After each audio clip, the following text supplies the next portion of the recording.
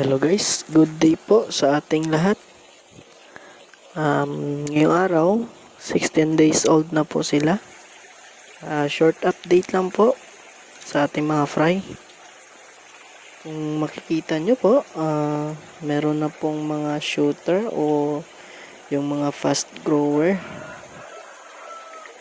At kailangan na rin po nating makuha yung mga fast grower ito sa ating tank.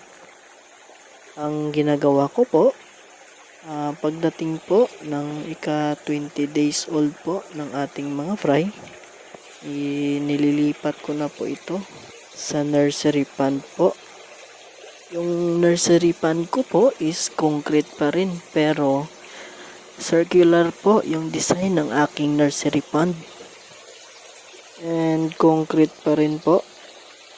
Sa paglilipat po sa kanila, sa nursery pond po, doon na rin po ako nagtatanggal ng mga shooter o yung mga fast grower.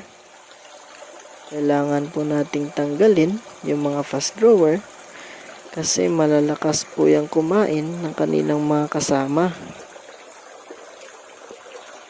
So ngayon po, ipapakita ko po sa inyo yung aking nursery pond.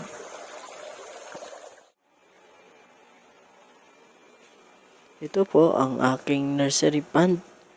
Kakatapos ko na rin pong maglinis. Ang susunod ko pong gagawin is ititreat ko po ito gamit po yung asin at saka methylene blue. Ititreat ko po ito ng almost 3 days po. And kung makikita nyo po, yung nursery pond ko, circular po. And naka-funnel type po yan. Yan po ang magandang design. Lalo na po sa grow out po. Sa susunod po, ituturo ko po sa inyo kung paano gumagana yung ating circular pond.